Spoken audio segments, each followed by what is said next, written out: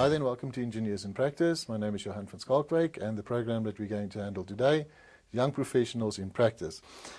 I come from the Marshall School of Business. I've been a consultant in South Africa for the last 20 years, speaking to a whole bunch of clients about organizational behavior.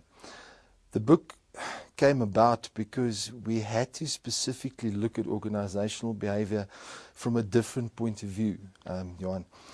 The effects of the new generations at work were so much and so profound that we had to look at them specifically to see what we could be doing about that. All right. Now tell me, why is there generations, and which generations do we have?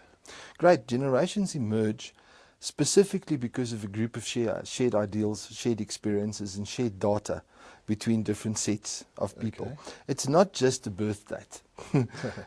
People who share similar birth dates are all across the world. What happens, though, is they get data from various different sources and from large iconic happenings that they experience.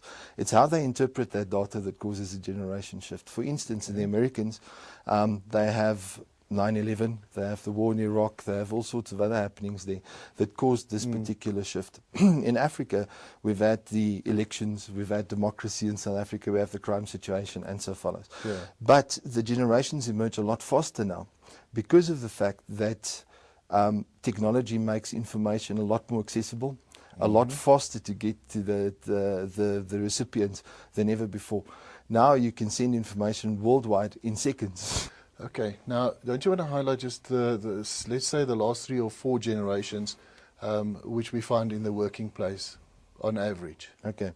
What we have is, because generations have shared ideals and they have shared values, if you will, they tend to group together. Now we have 4 generations in the workplace at the moment. Okay. As top executives, normally we have silent generation, or what's called the traditional generation, which have particular values. Directly underneath them in senior management. Sorry, what's the age group more or less? The age group would be from about 70 to about 55. All right. Now, Okay. when we talk about age groups, it's not exclusive. You can't draw a line and say everybody from that age, that you have what we call age overlaps. Okay. And some of them are 10, 15-year overlaps, so they can be quite vast. But your senior executives normally are silent or traditional generations. Okay. Your baby boomers would be senior management. Okay. Generation X's would be management. Entry-level guys would be Generation Y. So you have the 4 generations in the workplace. On that point, don't you want to highlight what's the typical characteristics of the Generation Y? Okay, Generation Y comes with some rather distortive characteristics into the workplace. First one, and I think one of the most obvious ones, is lack of immediate respect. Okay. Respect has to be earned. It's something that we as parents have taught them. Can't plant the seed, then blame the flowers. We've done this, they're here to stay. The other distortive aspect of Generation Y is their inability to connect performance to remuneration. Interesting. With other words, they tend to accept that they paid because they're there, rather than because of what they do. They're striving to work within groups. They're striving to have social systems within the organization like you have at university and school. With other words, they want to build lasting relationships. Their need for immediate feedback, their need for constant coaching and mentoring, their need for management to help them with issues outside of the workplace, and of course their lack of loyalty to business. What impact do they have on the business as we know it today? Well, first impact, of course, is their technology impact. Okay. They are immersed in technology. They're the first generation ever to have technology as a part of who they are. Okay. Generation X interacts very well with technology. Baby boomers understand technology. Silent generations have heard of technology. But these guys are immersed in technology. With other words, using cell phones, the internet, emails, to them comes natural. So it's a huge impact on business because they need to communicate using those mechanisms. It's more effective to Skype them than to have a one-on-one conversation. Okay. The other problem with Generation Y, of course, is although they look like, and they will frequently come across as being IT adept, they are not necessarily IT adept in terms of business IT. They are adept in stripped-down versions of IT, like, for instance, instant messaging rather than Microsoft Outlook, and various other simplified programs, but they are normally quite inexperienced in the use of hard office programs, like Microsoft Word, PowerPoint, Excel, and so forth. So they have to be trained at that. All right. So one of their large impacts is technology. The other one, of course, is their disturbingly honest impact on the workplace, in as far as they're used to interacting on groups like Hi5 and Facebook and YouTube and so forth.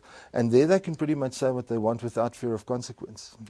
If you do that in the workplace, however, you create conflict, and you might even have some serious damage done if you say what you want in the workplace. So interpersonally, they're not very adept. Although they're very good at working in groups. The other benefit, of course, is they're completely diversity inculcated. They have no problems with diversity. They passionately embrace it and they work within it. So diversity as an issue disappears after Generation X. Generation Y has absolutely no concern with that. Which advice would you give the Generation X or late Generation X and the baby boomers handling the Y generation? In handling the Y generation at work, there are a couple of rules we have to follow. The first one is we have to put extreme or extensive, if you will, orientation programs in place so that the expectations of the workplace is shared with Generation Y excessively, if you will, because there's distorted self-expectation in this generation. The second one is that we have to put coaching and mentoring systems together.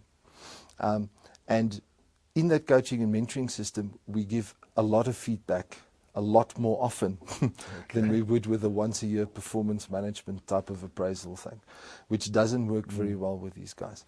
We have to ensure that we create excitement in the business.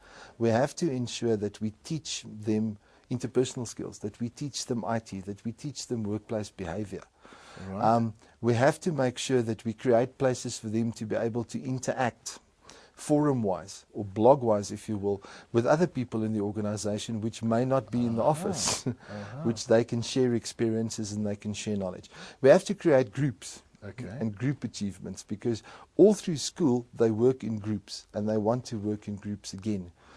Instead of setting large deadlines, we have to break it down in smaller deadlines, because they are very good at achieving small deadlines, but big deadlines tend to overwhelm them a little bit because at schools they've also been in the small deadline thing.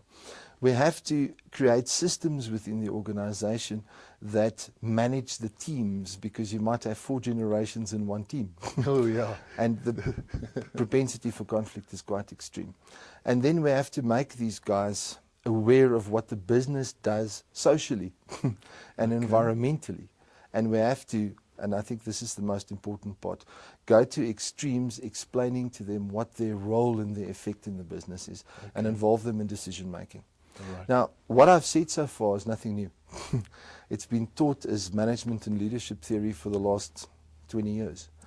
What happens now, of course, is because they are supported by their parents and because they have a softer place to fall, they're now, in effect, forcing businesses to adopt these new management styles. Very interesting. Because if they don't, they just leave. But it's nothing new and it's nothing unreasonable.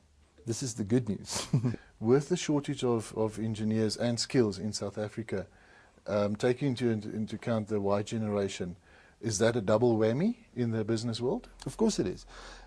Businesses can no longer just sit back and say, look, we're going to be staffed. There are a lot of skill out there. Skill is becoming less and less available. So therefore, the impact of Generation Y and the unique requirements, the unique demands they bring to the workplace becomes even more important if you want to retain the best and brightest of them. So it's easy for us to say, look, they're going to have to adapt to the workplace sooner or later. Yes, that may be true. The problem is, though, you stand a risk of losing the best and brightest of an entire generation, which can bring that creativity, that IT use, that completely different dynamic to your business, which is seriously valuable in today's world.